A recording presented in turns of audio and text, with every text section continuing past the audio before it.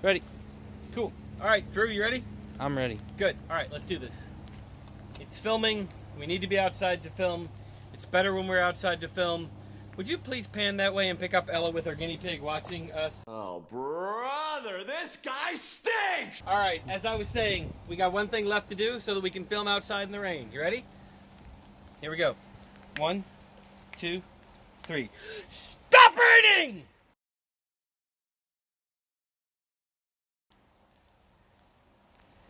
Stop raining! No more rain! It's still raining, Corey. Confirmation that I'm not Jesus. None of you are surprised by that. This ought to be a wrap up for Mark's sermon on Jesus miracles, and you have just heard the musical. I really hope Mark's sermon was a musical. Probably was on miracles instead of Jesus waking up in the boat and shutting down the storm and the wind and the waves.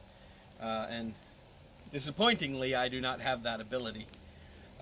This is one of the most sensational chapters of the gospel.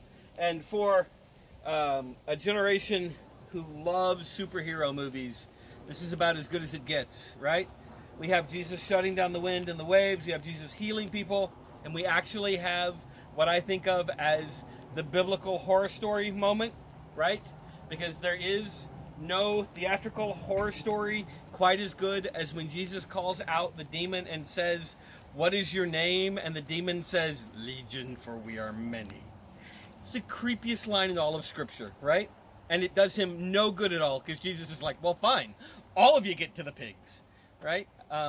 It seems like, yeah, interestingly enough, if you notice, Jesus sends him into the pigs, and then the pigs go into the abyss, which is sort of this Hebrew tie for the most horrifying end for anything that you could possibly imagine. There's this utter control that Jesus has, and when we live in our world today, we seem to be fascinated with figures that have utter control, right? Our heroes keep getting bigger and bigger. You know, we go from Superman to the latest Marvel hero to Thanos and finger snapping, and I don't feel so good. All that was bad. You're the worst. Right? It's like Olaf. Oh. It's terrible. I apologize. The point being this: our God is bigger than any of that. Our God is bigger than the concept of any of that. Our God is bigger than the beginning of the concept of any of that. Mark talked about the fact that in the beginning was the Word, and the Word was with God, and without Him was not anything made. So when you have your Marvel hero concepts, whoever your favorite hero is, it's interesting that Jesus doesn't fit into that class, because He'd be bigger than any of it. He would predate any of it. He would be the one who created everything that we know and everything that we have, and Mark is really drawn to prove that in this chapter. That ought to be your take home, right? God is bigger, God is before, and most importantly, God is after. And we have the opportunity to be with Him after. It ought to be confirmation that our God is in control, and that He's going to be in control even when we're not, right? On days that I can't walk outside and make it stop raining, that's okay. Because the God who loves me could, if it were for my good. Because He says He loves us, and he works all things for the good of those who love Him and who are called according to His name. So apparently it's not for my good that it rains right now, because my garden's right over there.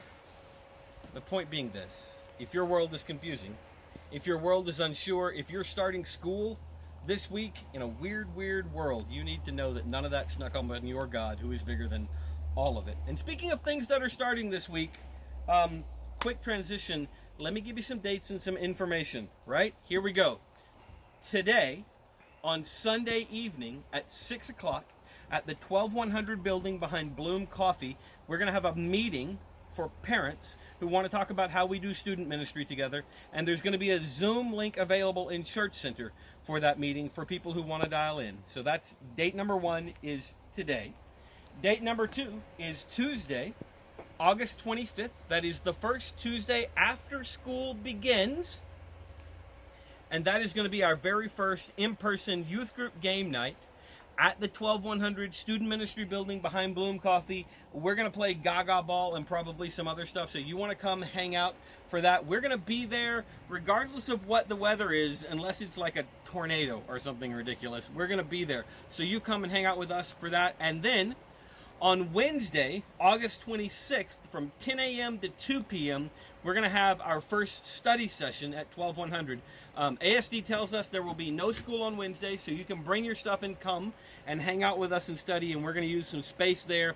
We're going to make some study session happen. We'll be glad to help you with homework if we can. There are things you don't want me to help you with. There are things you don't want Drew to help you with, but we'll do our dead level best to give you a safe place to come, hang out, get some work done, play a little bit. We're not going to have food, so if you want lunch, you need to bring lunch with you, and hopefully by then we will have talked to some of your parents who are smart in some of those areas, and they will be there to help us help you.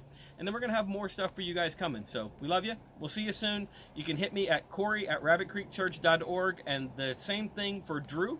We'll get you in touch with us if you've got questions. Drew's behind the camera. Drew, say hi. Hi. So you guys look forward. Drew's teaching next week, and I guess I'm behind the camera. So we'll see you then. All right? Peace.